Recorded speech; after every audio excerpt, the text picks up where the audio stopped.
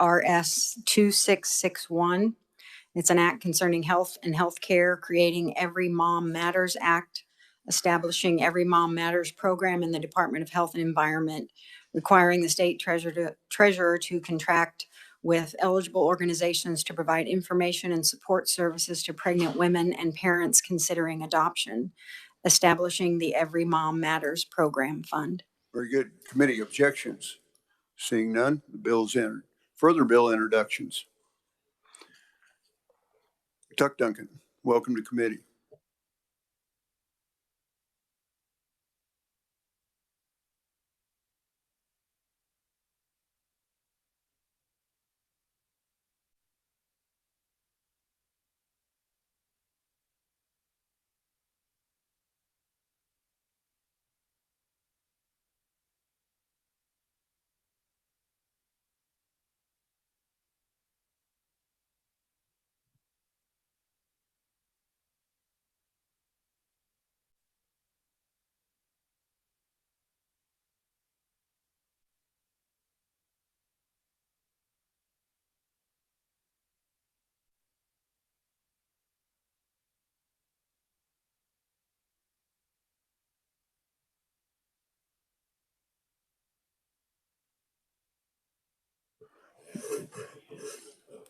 Very good. Thank you. Committee objections? Seeing none, bill is entered. Further bill introductions? Seeing none, we'll go ahead and open the hearing on House Bill 2667 concerning lottery operating. Oh, never mind. That's Mike's job.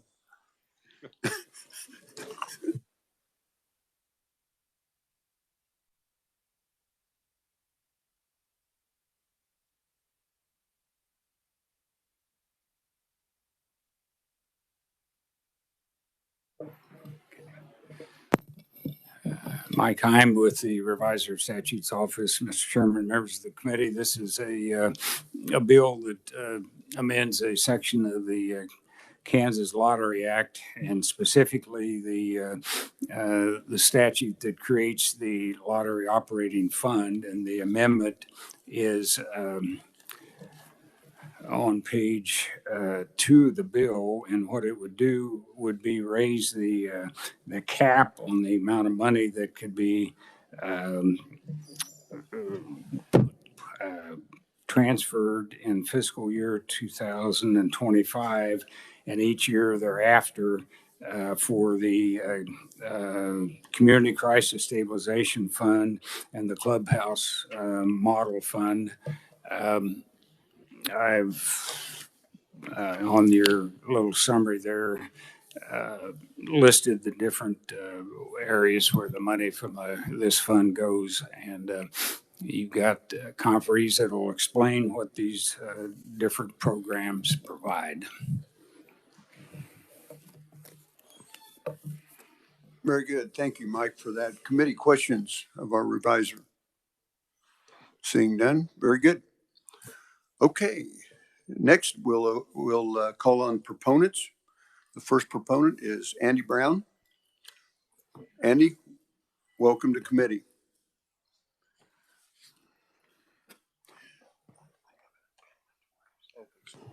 All right, thank you, Chairman Carpenter and members of the committee. My name is Andy Brown. I'm the Deputy Secretary for Programs at ks.gov, and I'm happy to be here today to express strong support for House Bill 2667. In fact, I got a little over enthusiastic in my testimony. So if you take out your red pen, this bill actually moves the dollar amount from 8 million to 12 million, not 12 million to 16 million. KDADS, of course, would be supportive of additional funds if 16 million was authorized. This bill offers a practical and sustainable solution by tapping into existing revenue streams that are generated by the lottery vending machines to fund essential services for those that are in crisis and individuals that are seeking to live independently in our communities. Crisis stabilization and accredited clubhouses play pivotal roles in providing immediate support and long-term rehabilitation for individuals that are grappling with mental health challenges. By increasing the cap on lottery vending machine revenue directed towards these programs, House Bill 2667 will ensure that more resources are available to meet the growing demand for mental health services. Our Clubhouse International accreditation is a credential which affirms that a program is in fact operating with the Clubhouse model and is in substantial compliance with the standards for Clubhouse programs. The Clubhouse International model offers people living with mental illness opportunities for friendship, employment, housing, education, and access to medical and psychiatric services in a single, caring, and safe environment. This social and economic inclusion reverses the alarming trends of higher suicide, hospitalization, and incarceration rates that are associated with mental illness. I urge you to consider the positive impact that House Bill 2667 can have on Kansans, both to support its passage. By prioritizing mental health funding and utilizing innovative approaches like this bill, we support with increased funding, we can create a more compassionate and resilient society for all of us. Thank you for your attention to this critical issue and allowing me the opportunity to be here today. Very good, Andy. Thank you for that. Committee questions of Andy. Representative Ruiz. Thank you, Mr. Chairman. Andy, good to see you today. The funds that we're increasing, they're not the problem betting or the problem people that have gambling. They're the overall funds for mental health. These would be specifically from the lottery vending machines that have been placed around the state by the Kansas Lottery. Do we know how many people are being affected by this right now? I think right now, I'd say that we're in the hundreds of people category in terms of the number of folks that are benefiting from the Clubhouse models and also from our crisis services for crisis stabilization units around the state. Thank you. Thank you, Mr. Chairman. Committee further questions? Seeing none. Very good. Thank you, Andy, for being here. Next, we have Andy Holzberg. Thank you for being here, Andy. Well, thank you for having me. Get 2 doses of 2 Andys in a row. Good morning, committee members. Like was said, my name is Andy Holberg. I am the CEO of Breakthrough Episcopal Social Services in Wichita, Kansas. Our organization operates 3 of the 5 clubhouses in Kansas, as well as facilitates the Clubhouse Coalition and administrates the KDADS grant as well. The grant aims to provide evidence-based community support for individuals impacted by mental illness. I hope this isn't redundant, but I'll go over some of the same benefits and outcomes that Commissioner Andy talked about. All 5 of our clubhouses are represented here today, and you'll be hearing from some of the members and some of the impact that this model has had in their lives. The Clubhouse model has over 50 years of backed research behind it that affirms its positive outcomes. Notably, like was said, it decreases hospitalization and increases employment, as well as enhances overall health outcomes for people who are actively participating in the model. There are over 300 clubhouses in 30 different countries, with the majority of these clubhouses being in the United States. The American Psychiatric Association, as well as the former National Institute of Mental Health Director, Dr. Thomas Insel, endorsed this strengths-based social practice model. The model is guided by 37 standards that act as a Bill of Rights for the members and code of ethics for the staff. These standards are instrumental in evaluating this evidence-based practice and also accrediting these practices. Our goal is to have all 5 clubhouses accredited. Right now we have 2, and we have one more that's really close to getting its results back.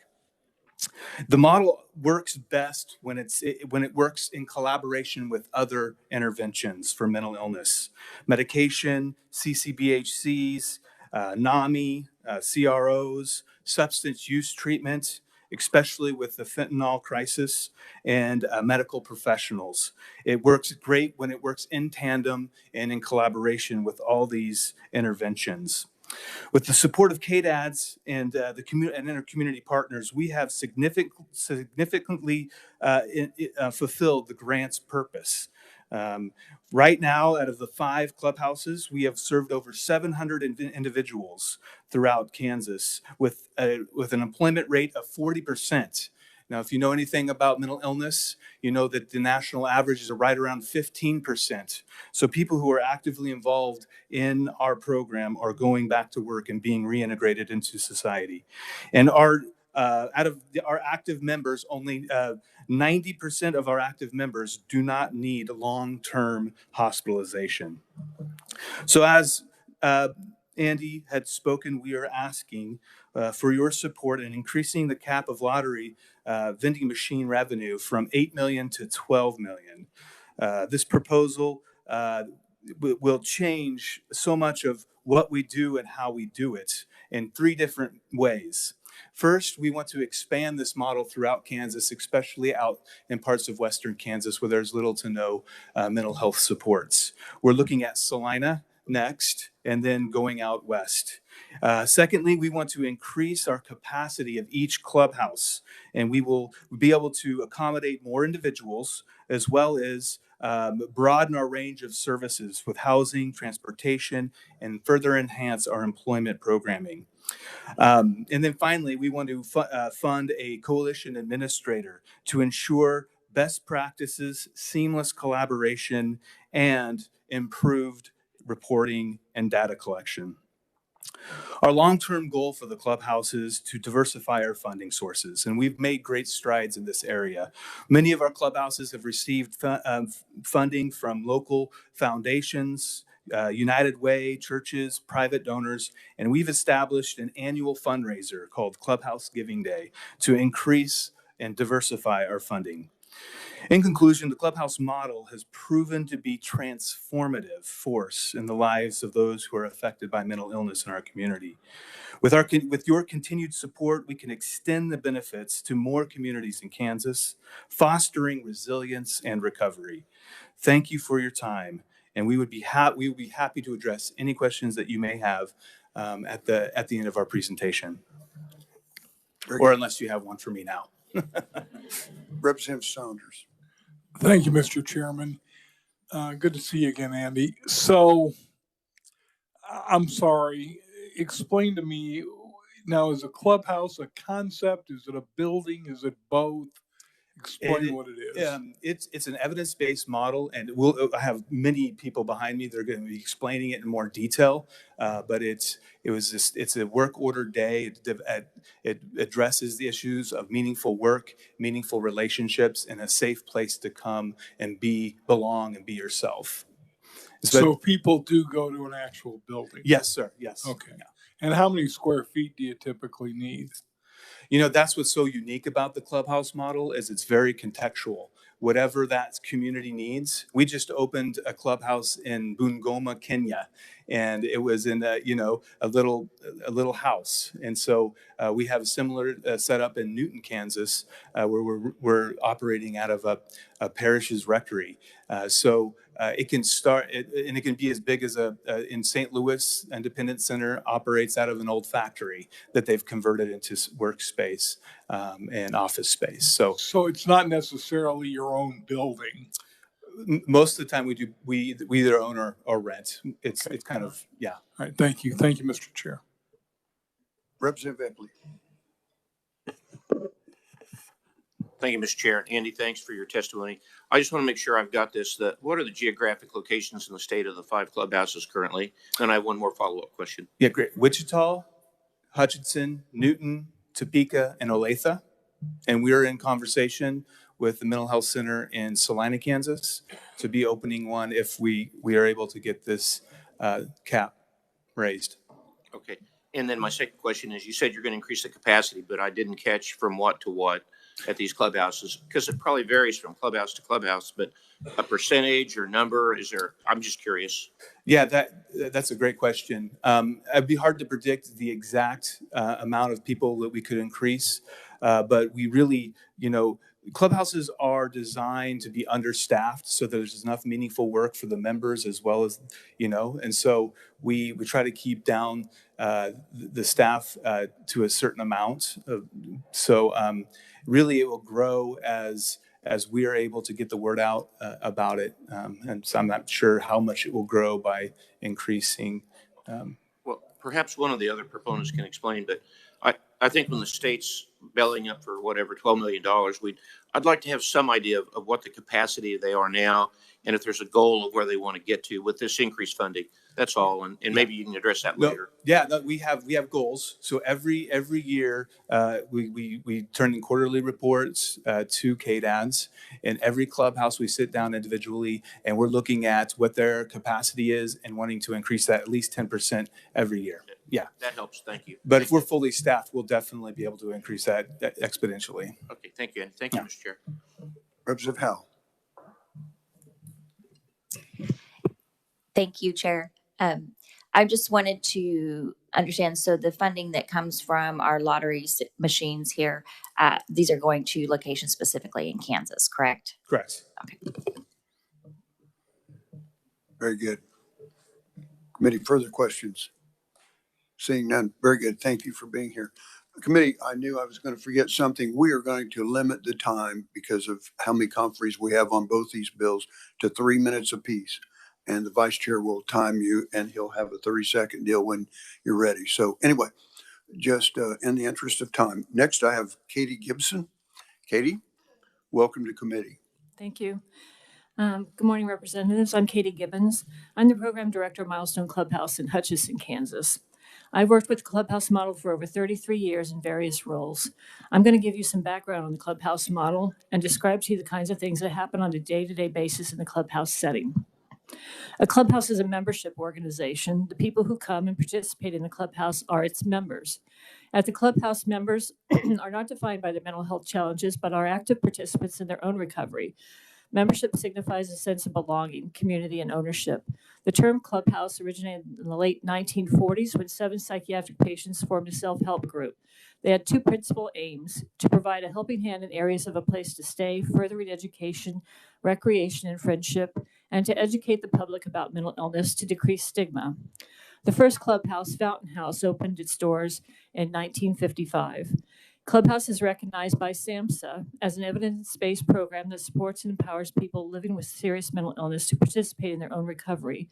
Clubhouses offer people living with mental illness opportunities for friendship, employment, housing, education, and access to medical and psychiatric services.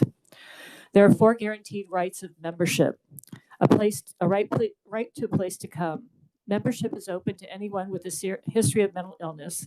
Our intention is to create a safe place for folks to work on their recovery. A right to meaningful work. All work in the clubhouse is voluntary.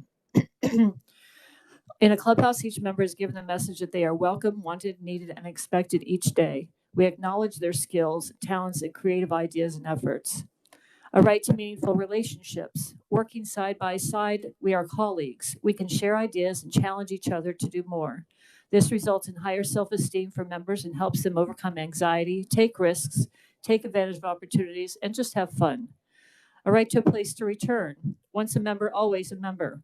Folks never have to reapply. It is their clubhouse, and members can enjoy the benefits of membership as long as they like. The design of the clubhouse engages members in every aspect of its operation, such as clerical, food service, outreach, maintenance, financial services, advocacy are performed on a daily basis. The work stems from the natural needs of the clubhouse community. On a typical day in the clubhouse, members and staff engage in meetings that outline the work that needs to be done. Upcoming meetings, announcements. Okay. Thank you. We also assist folks in addressing crisis issues before they get out of hand. So the clubhouse is open, and members can come in when they're feeling stressed, and that helps alleviate that stress, which prevents it from coming into further crisis. But if they are in crisis, we connect them very quickly to mental health services in the community to get that help and provide ongoing supports.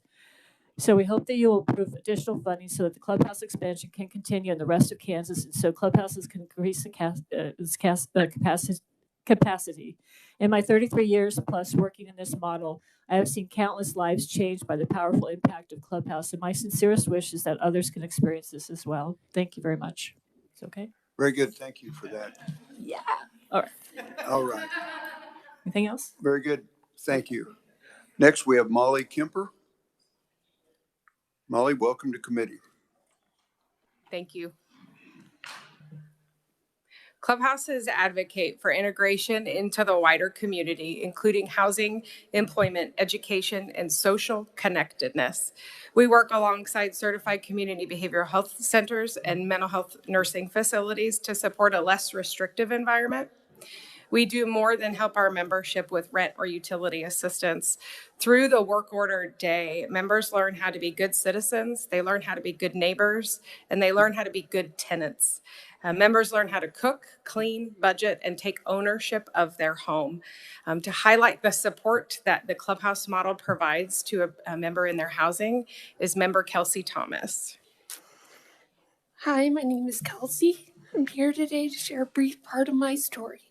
Living testament to the success of Breakthrough House Clubhouses, known as the Lotus House in Topeka, and how they can inspire change within a person struggling with their illness and position within the mental health system.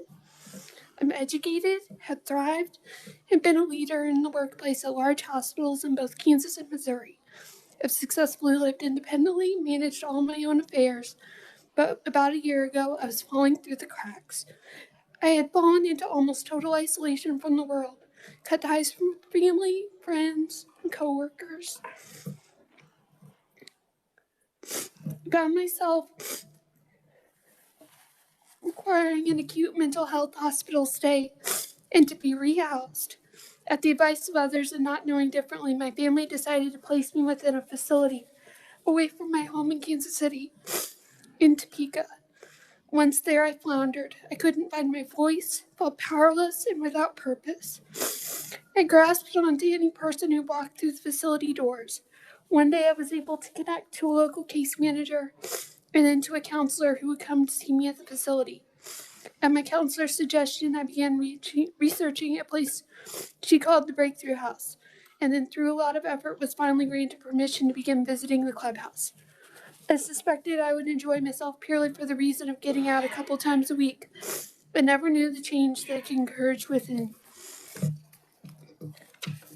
I began almost immediately coming 5 days a week. I was able to involve myself in the work order day and felt almost as if I had a job again. Suddenly there was a reason to get up out of bed each day, people to see and things to get done. I had a reason and the determination to keep on living again.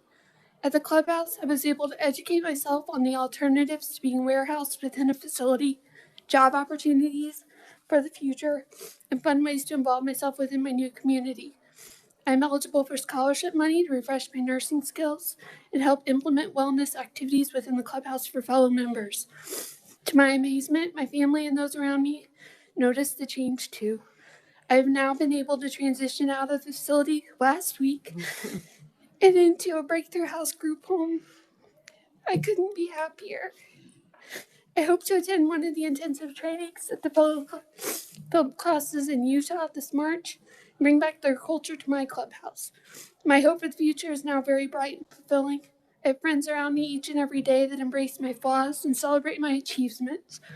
I now consider myself a success, part of the future here at the Lotus House. Very good. Thank you for that. Committee questions. Representative Sanders. Thank you, Mr. Chairman. Obviously, this was very difficult for you, and I appreciate your courage to be able to get up here and share your testimony before us this morning. So good job. How did you learn about the clubhouse? I learned about the clubhouse through a local case manager at Vallejo Mental Health Center. Okay, and were you reluctant to go in the beginning, or did you said right away, boy, this is something I need to do? I wanted anything to get out of a facility that was just warehousing people, and the opportunity presented itself to leave a couple times a week, and I began going 5 days a week and have just excelled ever since. And finally, what do you hope to gain from the Breakthrough House experience? I hope to be independently living again. I hope to go back to work full time, have meaningful relationships with new friends and family. Okay. And thank you for your testimony. Thank you, Mr. Chairman. Committee, further questions? Seeing none, thank you Thank very much you. for being here. Okay, next we have Patrick.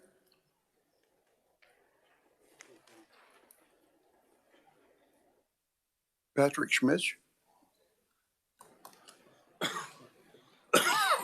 Very good, Patrick. Thank you for being here. Chair Carpenter and members of the committee, my name is Patrick Schmitz. I am the president and CEO of the Burton Ash Community Mental Health Center. In July of this year, our agency will celebrate its 74th year of service to the citizens of Douglas County. In October of 2023, we became the first CMHC to earn full designation as a certified community behavioral health clinic. As such, we are a comprehensive CMHC and CCBHC. I'm cutting my comments short. You can take a look at my written testimony for some of the services that we offer. Notably, as to my testimony today, we are honored to be the operator of the Treatment and Recovery Center of Douglas County, hereafter referred to as the TRC, which was specifically designed to be we hope to be the first crisis intervention center as envisioned by the Crisis Intervention Center Act passed in 2017. The TRC has 3 levels of care available 24 hours a day, 7 days a week, 365 days a year. The first level is what we call the urgent care unit, which operates as a behavioral health crisis emergency department, accessible across all ages for those experiencing mental health and substance use crisis. The next 2 levels of care available to those 18 years of age and older are the 23-hour observation and the 72-hour stabilization units.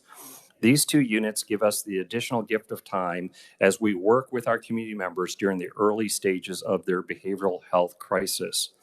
With 98% of all individuals treated at the TRC returned to the community following their episode of care, the TRC is critical in our ability to achieve a reduced reliance on the local hospital's emergency room psychiatric behavioral health unit, state and private psychiatric hospital programs, and our local jail. From its opening in April of 2023 to the end of December 2023, the TRC provided 1,861 crisis intervention episodes to 1,074 unique individuals, with 954 admitted to the observation and or stabilization units. We accepted 99.7% of all referrals and had an average law enforcement turnaround of about 4 minutes. In preparing for the TRC, it was clear that even with the combined funding through the CCBHC prospective payment system for the Medicaid population, commercial insurance, and the Douglas County sales tax support, that the CIC lottery vending machine revenue funding was necessary to close the gap. In 2024, it amounts to about 27.5% of the funding, thus ensuring access to those underinsured and uninsured, as well as making sure it's available to all in our community. I will cut the rest of my testimony short. There's a very nice success story in there. I stand in support of House Bill 2667 and available for questions when needed. Very good. Thank you. Let me check, see if there's any committee questions. Committee? Seeing none, thank you very much for being here. Next, we have Colin Thomasette. Colin, welcome to committee.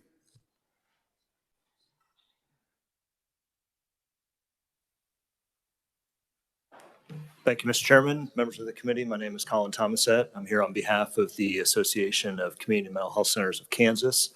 Since we don't find ourselves in front of this committee all that often, I'll just remind you all that the association represents the 26 licensed community mental health centers in Kansas, providing care 24 hours a day, 7 days a week.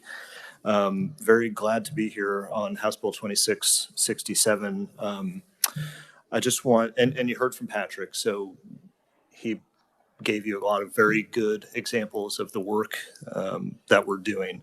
So one thing or a few things I want to talk about, and as you heard from our partners, the other conferees with the Clubhouse model programs, this bill is very important to help increase access. As you heard, there is demand out there, not just for the clubhouse programs, but for crisis programs as well. And our staff across the state, we work together with them to make sure that we're helping folks recover in the best way that we can. So prior to the enacting legislation in 2018, we had a handful of crisis programs operating in the state. After 2018, when the legislation was passed to create this mechanism, we now have quite a bit more. You'll see in my testimony, I've listed out where we've expanded programs, and I'm not sure a month goes by these days that I don't take a call or get an email from a mental health center looking to increase capacity, increase a program or a facility, talk to me about the regulations, what's going on. They would like to meet the demand that they are seeing locally. So this bill would help us do that across the state. So very much would appreciate the committee's support of House Bill 2667. Be glad to stand for questions at the appropriate time. Committee questions of Colin? Very good. Thank you. Thank you for that. Next, we have Randy Colstrom. Randy, welcome to committee.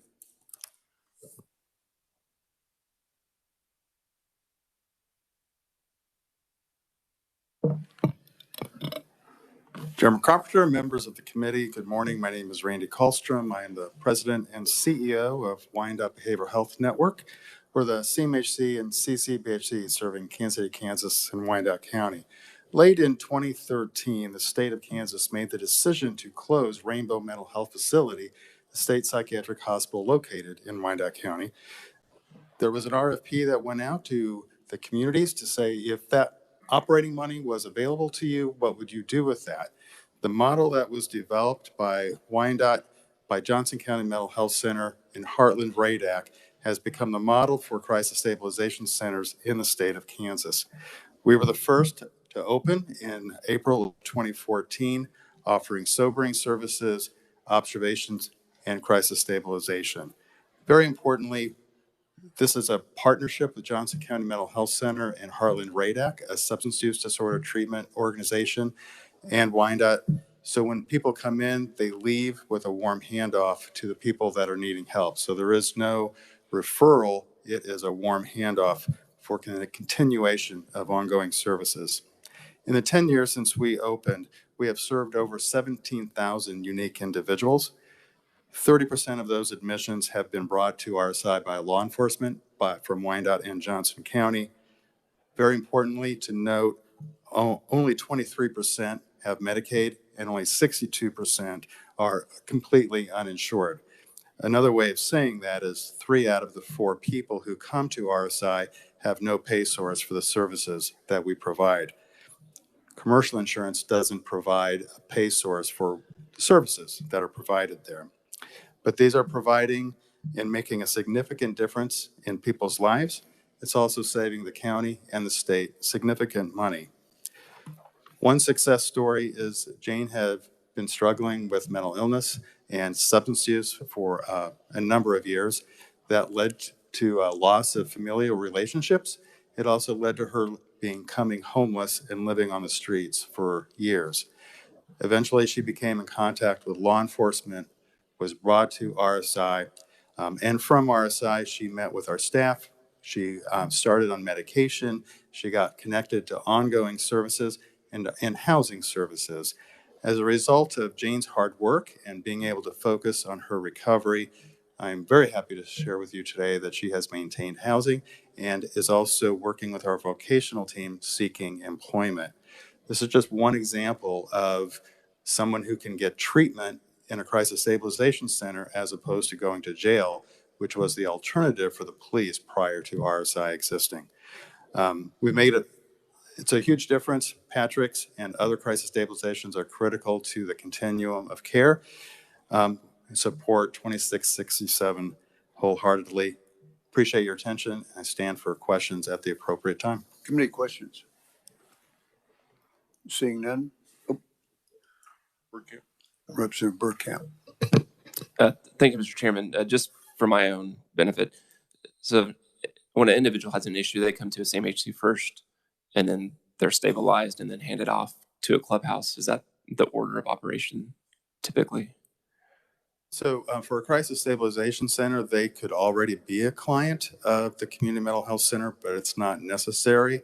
In fact, most of the folks who come to RSI are not current clients. And that's one of the advantage for people being brought there by law enforcement or referred by others in the community, or people who just walk in seeking help, is they then get connected to those ongoing services and treatment. But most oftentimes, they're unknown to the community providers. And just one last question. Can RSI prescribe medication or does it have to come from the CMHC? For medication? Yes. Yes. No, we have a full-time nurse practitioner, psychiatric nurse practitioner, and psychiatrist on staff. So anyone and everyone who comes in gets an evaluation for medication. And if there is a need and they choose that, they're able to get started on medication before they leave. Okay. Thank you. Welcome. Committee, further questions? Representative Sanders. Thank you, Mr. Chairman. So when people are brought by law enforcement, do they tend to be combative? Are they cooperative? Is there any kind of a general idea of what they're going to be like if they're being brought in by law enforcement? You know, they can come in a little agitated, especially if they're inebriated or high on some chemicals. But most of the time, large majority of the time, once the officers leave, they calm down. They realize they're not going to go to jail. They're here for help, and our staff are really good at helping them calm down. Okay, thank you. Thank you, Mr. Chairman. Committee, further questions? Very good. Thank you very much for being your time. Committee, I'll bring your attention to a written proponent, Tim DeWeese, Johnson County Mental Health Center, and a written neutral, Steve Durrell, Executive Director, Kansas Lottery. Just as a sidebar, Jordan, can you find us the amount of folks that are served by the breakthrough clubs? I know it's out there. Actually, I think there's one person I could call on, but I'm not going to do that would know that answer. Thank you, Mr. Chair. Jordan Milholland, Legislative Research. We can look into that and contact some different folks and see what information we can provide back to the committee. Very good. Thank you for that. Committee, are there any further information that you would like dealing with this bill? Okay, seeing none. I'm going to close the hearing on House Bill 2667, and we'll open the hearing on House Bill 2783. Mike?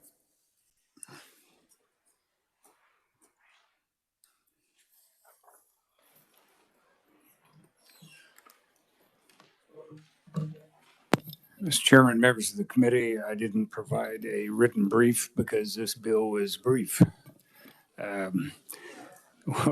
What it provides is that no state agency, city, or county can regulate or restrict the use or sale of motor vehicles by the public based on the energy source used to power the vehicle motor, including propulsion or powering of other functions of the motor vehicle.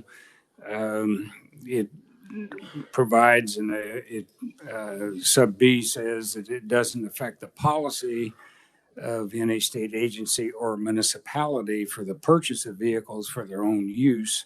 And cities and counties are the only two local units of government that would have the ability to attempt to regulate the sale of motor vehicles to the public.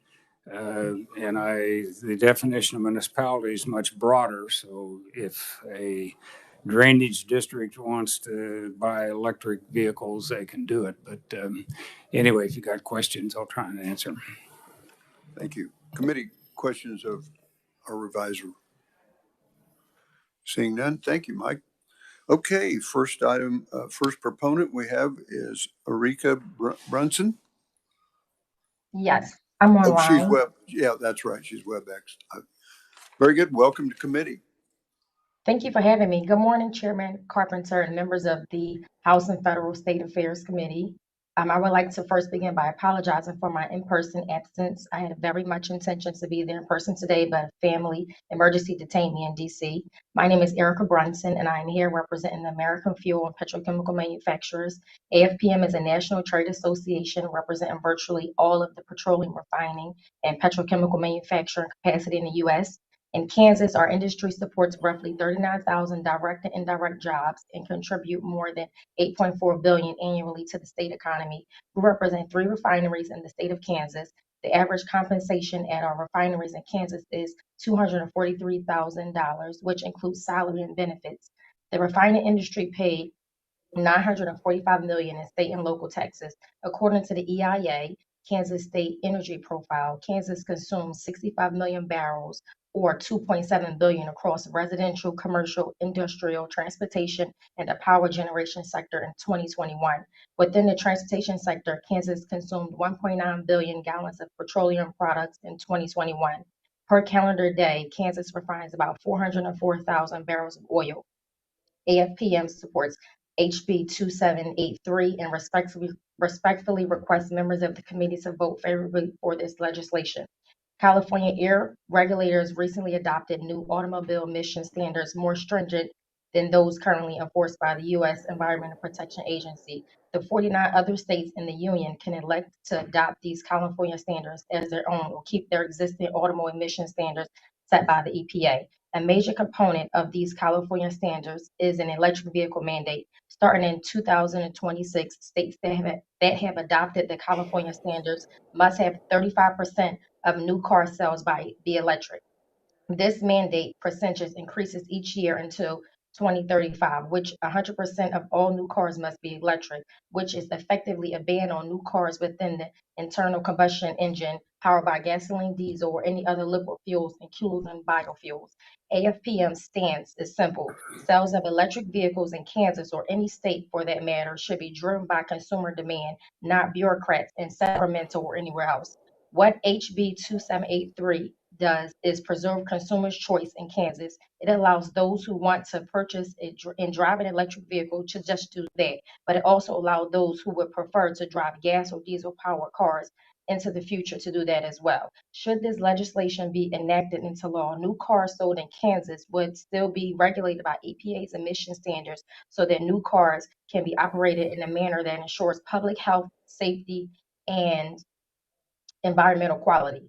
HB 2783 signals to industry that Kansas is a safe harbor for both agriculture and oil and gas investments. Your investment, your business, and your industry are safe in Kansas. In closing, we would like to thank Chairman Carpenter and the committee for allowing us to testify today. We respectfully urge the committee to support HB 2783. Thank you very much for your time and attention. Very good. Thank you for that. Committee questions? Seeing none. Thank you very much. Thank you. Next, we have Brian Posler, Future Rule. Brian, welcome to committee. Thank you, Mr. Chairman, and thank you, members of the committee, for hearing me today. I'm Brian Posler. I represent Fuel True Independent Energy and Convenience. We are the nonprofit statewide trade association representing the independent energy distribution companies, and we serve as the voice of over 2,000 fuel retailers across the state. Now, this bill we think is a wonderful bill, and we encourage you to pass it. It's important to us that the free market, instead of politicians, should decide whether the internal combustion engine ought to survive.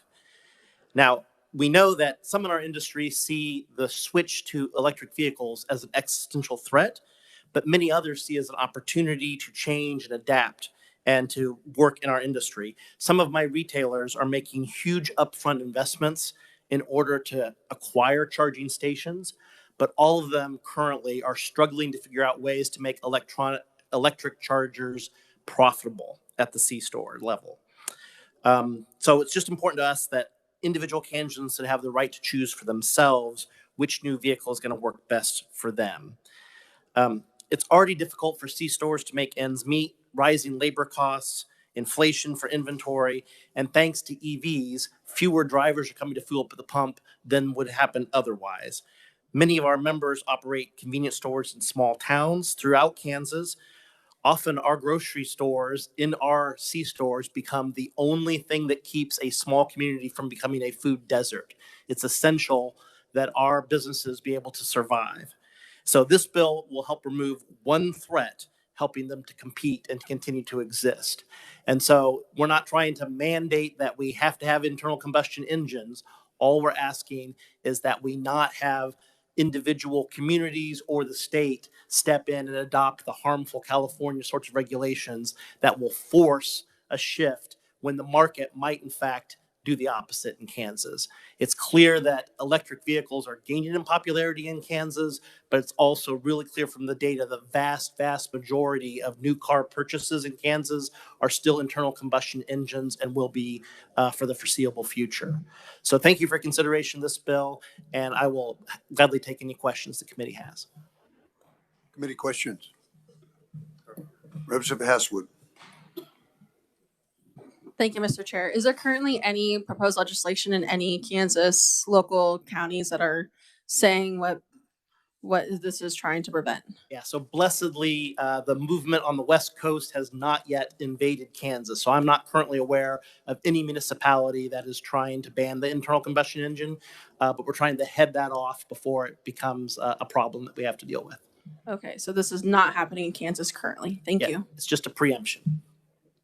Representative Bergkamp. Thank you, Mr. Chairman.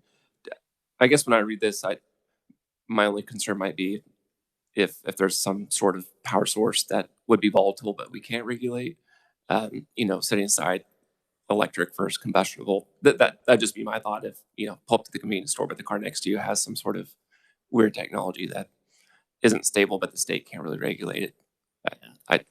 Just like most environmental legislation, it's much better handled at a statewide level. So if there's some sort of threat that emerges, this bill would not, alleviate the possibility that a further legislature could take the action. It's just going to try to head things off with the threat that we see at this time. Thank you. Committee, further questions? Representative Haskins. Thank you, Mr. Chair. Thank you for your testimony. Just a few questions, if I may. The first is, what's the justification of why California passed those laws, and how is that going to be harmful, as you described? Yeah, it's very well-meaning legislation, with the hope being that the switch to electric vehicles will solve some of the emissions challenges that create global warming and some of the environmental challenges, right? That's the idea behind these sorts of restrictions, to force the shift to entirely electric vehicles. For us as an industry, it's just important that people realize how critical we are. We have over 100,000 jobs in the oil and gas industry just in the state of Kansas. We have over $3 billion of family income that's directly derived from our industry. And we have over 2,000 retailers that provide jobs in every community across the state. And so we aren't trying to say that this isn't going to be the wave of the future. We're embracing that it's probably going to be the future. We just want to have the ability to compete and not have it just be a mandate that where we are placed out of business because some municipality or county decides that we need to move aggressively away from the internal combustion engine. Thank you. And two more questions, Mr. Chair, if I may. Based off your answer there, I wonder, are you in support of governments regulating emissions control? Absolutely. I think that the overall picture needs to be looked at, and at the state level, ideally. But there are so many factors. So a generation, for example, creates a lot more emissions than the auto tailpipe, and so there's lots of. It's a complex issue with lots of pieces. And what we shouldn't have is a patchwork of solutions, county by county, as they're trying to work out and think through how best to accomplish environmental goals. Right. And so I think we need to bring everybody to the table to work on these large global warming sorts of problems. Right. That's definitely something that we should do. But the movement towards an immediate ban on an internal combustion engine is not going to be a very effective solution at accomplishing the goals of environmentalists. But it's also going to have a hugely detrimental effect on our industry. Yeah, thank you for that. And the last question, and I do agree. in spite of the ideology. I support free market thinking. I teach that in my courses. But I guess I'm curious, based upon that, and having worked in other committees in which in education we have to emphasize overall the parents' rights and individuals' rights and making sure our students are well served.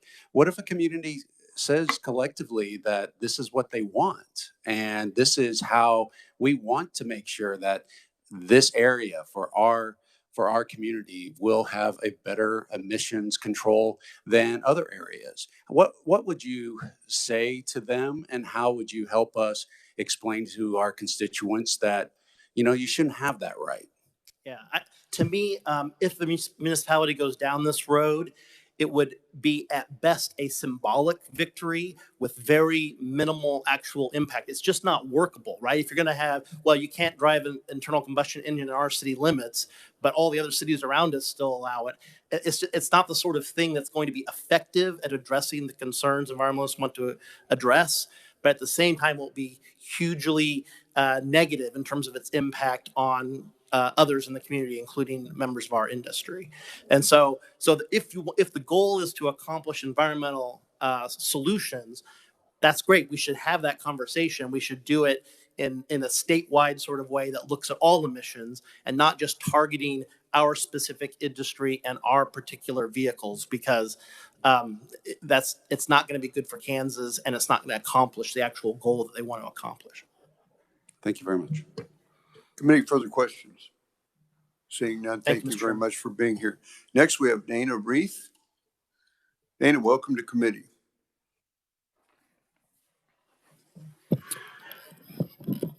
Move this thing up. Thank you, Mr. Chairman. My name is Dana Reith, and I am the current chairman of the board of Cayuga, the Kansas Independent Oil and Gas Association, and I'm also executive vice president of Brexco LLC in Wichita. We're an independent production company. I believe we're the second largest producer of oil in Kansas, and we support the bill because it prevents overregulation and allows drivers the freedom to choose the vehicle that they wish. And I can help Brian with why his C-stores are having money problems with their chargers. And if you look at my slides, there's a picture here that I took. I took this picture personally. I did not get this off the internet. I was going to a KU game on January 6th, and there's a picture here of the Topeka service station on the turnpike. And I don't know if Evergy wants to use this picture, they're going to have to get a copyright from me. But in fact, every single charger was empty. And it was cold that day and snow's on the ground. And I think it speaks to the relative popularity of electric vehicles in Kansas. In my particular case, I grew up in Belleville in north central Kansas. And, in western Kansas, rural areas, we're not going to have lots and lots of EV chargers anytime soon. Trying to force these sorts of choices on rural Kansas in particular, or giving the opportunity for that sort of thing to happen is just unrealistic. It's cold in Kansas. There's a reason people prefer gasoline and diesel. And I'd like to just speak about our company. We operate oil wells in remote areas. We have diesel trucks. We have to service our wells. Any kind of a potential ban on the diesel fuel that we need in our vehicles to run our business would wipe us out. And I think you have to think about what's the practical effect. These sorts of mandates, despite the fact that they may be doing them in California, is not realistic here in Kansas. Cayuga has always supported free market solutions, not the government picking winners and losers. Consumers and industry want reliability and power from their vehicles, and it's gasoline and diesel that deliver that. And I think another really important thing that this committee should think about when you start talking about a bill like this is, we're in Kansas. Kansas is a state whose economy is dependent on ag. The oil and gas industry is also very important. We also heard some testimony And I'll simply add that the Kansas oil and gas industry generated nearly $3.6 billion in economic output in 2022, and that does not include the refineries. So it's a very important industry, and what we want is to give people the freedom to choose the vehicles they want, but not have mandates California style imposed upon them, which could happen. It's already happening in California. It could happen in Kansas if we don't get ahead of it with this bill. And I'd like to answer any questions that you may have. Very good. Committee questions. Seeing none, thank you very much for being here. Next, I have Colby Martin. Colby, welcome to committee. Good morning, Chairman Carpenter. Thank you for having me, members of the committee. My name is Colby Martin, and I'm here today representing the Specialty Equipment Market Association, known as SEMA, a trade association representing the automotive aftermarket industry. We support House Bill 2783, which prohibits state agencies, cities, and counties from regulating or restricting the use or sale of motor vehicles based on their energy source. SEMA represents over 7,000 American businesses, including 64 here in Kansas, that manufacture and sell parts and accessories that improve the performance, function, and style of motor vehicles. While 95% of our member companies are small businesses, our industry's impact is massive, employing over 1.3 million Americans and contributing $337 billion annually to the U.S. economy. Here in Kansas, the industry contributes $3.8 billion to the state's economy, employs over 16,000 individuals, generates over $1 billion in wages and benefits, and $462 million in taxes. SEMA strongly supports individual consumer choice and innovation in the automotive industry. We believe that consumers should be free to choose the vehicle that best meets their needs and preferences, regardless of its energy source. HB 2783 promotes this freedom by preventing government entities from unfairly targeting specific vehicle types based on their fuel source. HB 2783 empowers consumers to make informed decisions about the vehicles they purchase and drive. It removes unnecessary restrictions that could limit their access to certain technologies or features. By creating a level playing field for all vehicle types, the bill encourages manufacturers to invest in research and development of new and innovative technologies across all fuel sources, ultimately benefiting consumers with a broad range of efficient and environmentally friendly options. While the automobile's roots are tied to the internal combustion engine, or ICE, SEMA prides itself on maintaining a forward-looking vision that embraces new technology, including EVs and other zero-emission vehicles. The specialty automotive aftermarket has led the way with alternative fuel innovations, from replacing older technologies with newer, cleaner versions to converting older ICE vehicles to electric, hydrogen, and other alternative fuels. The automotive aftermarket industry employs millions of Americans and supports thousands of small businesses nationwide. This bill ensures a healthy and competitive marketplace for all types of vehicles and aftermarket products. SEMA urges the committee to support this bill and allow the automotive industry to continue delivering the freedom and choice that Kansans deserve. Thank you for your time and consideration. Very good. Thank you. Committee questions. Representative Clayton. Thank you, Mr. Chair. And this can apply to any of the conferees if the chair so wills it. So I have a question. Obviously, as we read the bill, right here it says, based on the, so no state agency, city, or county shall regulate or restrict the use of sale or motor vehicles on the public based on the energy source.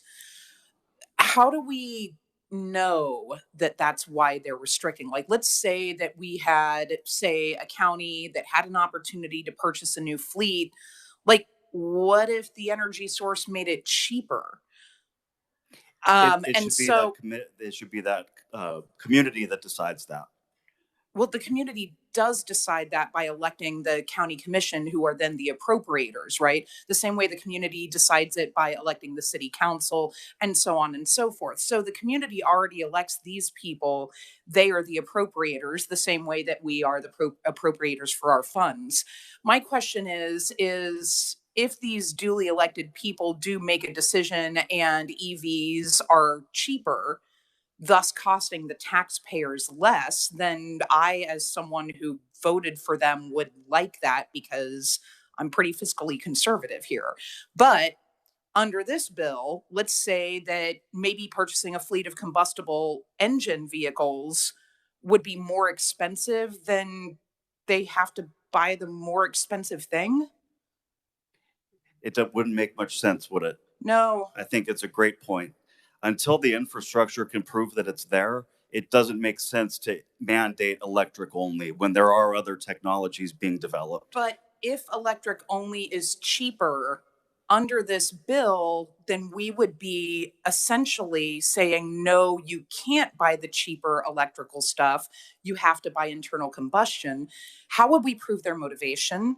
I mean, I'm just thinking about, obviously right now, as someone who can only afford an internal combustion engine, trust me, they're cheaper. But that is currently. If we passed this, then in the future, we might be mandating that taxpayers get charged more if EVs end up costing less. I'm just trying to play the long game with the people's money here and the things that I put into place. So I apologize if I'm getting convoluted, but I'm on my second cup of coffee. I'm thinking about this, and that's what this is for. So what would you say to that? It's a very valid concern. And I think the bill is written so broadly to prevent that from happening so that it is not an either or, it's an all inclusive. Does that help clarify? I apologize. I don't want to be impolite, but it does not, actually. So rather than limiting specific technologies, this is technology neutral. So any technology that the community decides to be put into place, this bill would allow for that. So whether it is EV, ICE, or some other technology that we don't even know of right now. So you would support something that would, okay, I'll let the other person take it. Let's just, yeah. Representative Haskins.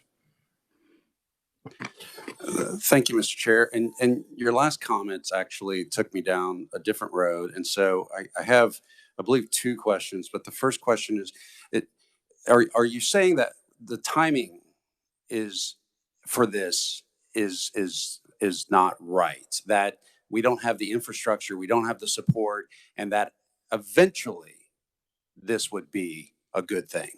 Right. Like previous testimony, there is obviously a lot being developed at this moment, and we simply just don't want to see any of the innovation being cut off at the expense of technologies that haven't yet been proven.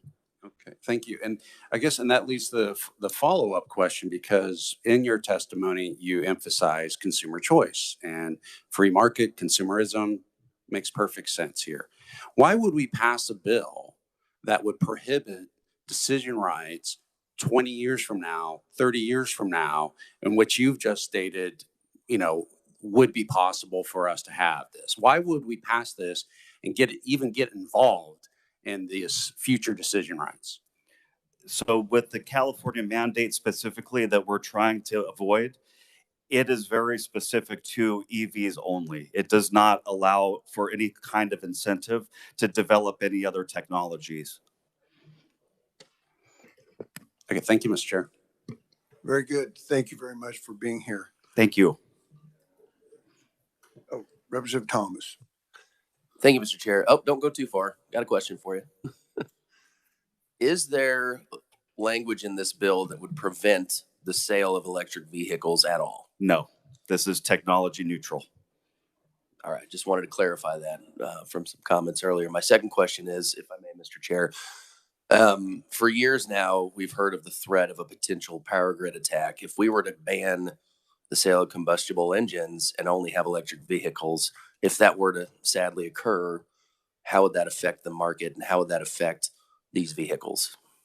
Well, for starters, you have to think about the economics of it, right? You have workforces all across the state that are going to be impacted were that shift to occur, especially if it were to occur too soon. Thank you, Mr. Chair. Very good. Now, thank you very much. Thank you.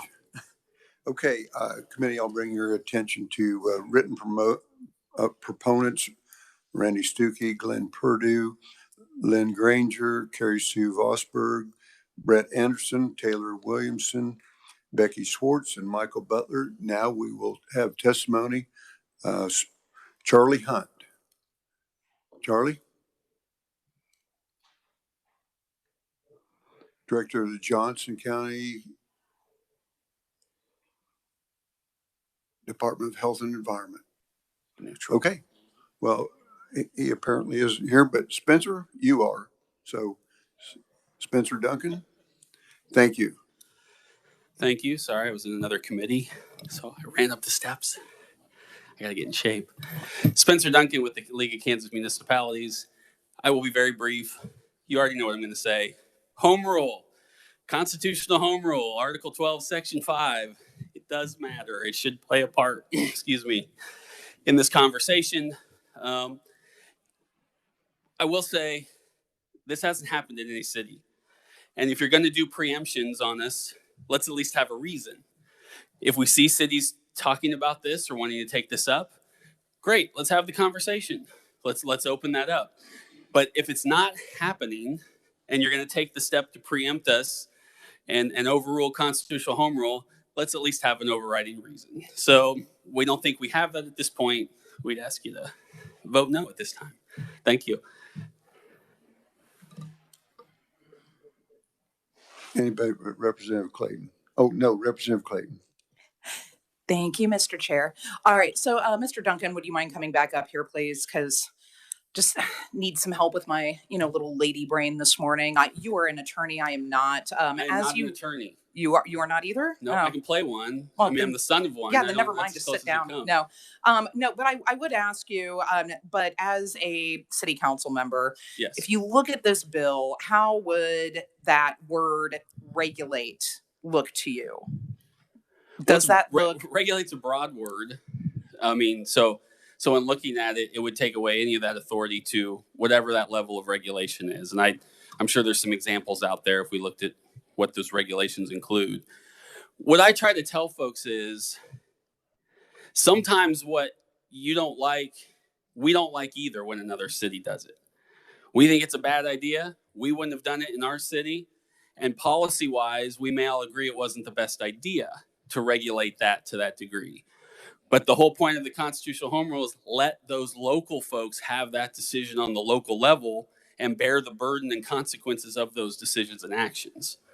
And so that's what we try to stress, which is very difficult for all of us, including me on the city council, to sort of keep that in mind. But I mean, regulate, from my interpretation and reading, is a very broad word that takes away a lot more authority than just can't ban the products or whatever it would be. I don't know if that answers your question or not. I can ask the lawyers. We have 3 of them. I'll find out. Representative Kessler. Thank you, Mr. Chair. Don't sit down. I just got here. I thought this would be easy. Hey, how you doing? Remember home rule? And let's all go home. Got it. So kind of give me a scenario how this is going to hinder or hurt, say, the city of Topeka, or pick another city. I don't care. But how is this actually going to affect your city? I mean, right now, if the city decides that, hey, we want to buy 6 new meter maids or something, or whatever you call the cars, the right tickets, you can buy electric cars right now. This doesn't prevent that, right? Well, so I mean, what does it actually prevent? You're only looking at it through that lens. Yeah. Back to the original question, regulate's a very broad word.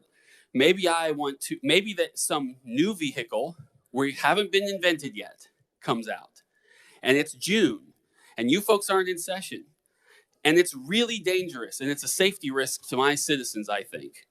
You have now limited my ability as a local to pass any regulation that says, whoa, until we can figure out why this thing is running over people or whatever that issue may be, we need to pass some sort of local ordinance or administrative policy to deal with that. Until you can get back in session, we can work with you. I would read this bill as limiting that ability. That's where it becomes a problem.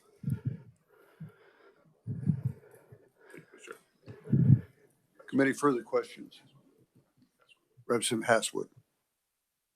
Thank you, Mr. Chair. So, Mr. Duncan, with that regulation piece and looking at historical context of more populated cities, I think of Wyandotte, where in other cities too, like the Kansas City area with redlining, where they've marginalized historically, put people of color near coal plants, near railroad stations, where these have these high pollutants and high traffic areas. So, if this bill were to pass, then would it not be possible for local governments to watch carbon emissions and those toxic products that come out of these types of cars that cause like asthma and all those other health issues?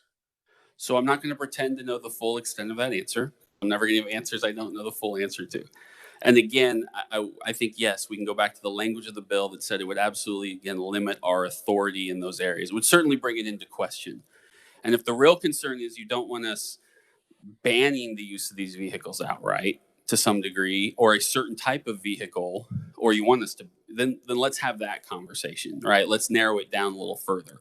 But sometimes the shortest bills have the largest width, right? And that's sometimes what we get into. So I will know the full extent. But yes, I would think you could limit that, but I'd probably want to talk to some people before I gave you a definitive on that one. Okay, thank you. Yeah, my main concern is that a lot of these do come from public health and wellness, and we're only hearing this is free market, this and that. So there's more to it than that. Thank you. And I don't disagree that it's a free. I mean, I can tell you, I'll be perfectly honest. As a city councilman in Topeka, I'm not going to. I want these things. I'm going to bring them in. I'm going to use them. I think they're great. I don't want to limit these uses, but I also don't want to restrict other communities from making that decision, or at least being able to have that conversation. And I've said this in several committees this year on several preemption bills. So I'll just repeat it. It's not an issue in Kansas yet. It's just not, and it's not going to be at this point. And if it starts to be that way, great. Step in and do what you think is necessary. Very good. Committee, further questions? Seeing none, I will close the hearing on 2783, House Bill 2783. Committee, before we go, I had this in all this big stack of papers here, and I did find it. I want to introduce a bill in behalf of Jumpstart, and this bill number is 24RS3011. And Mike, you have a little bit of overview of that.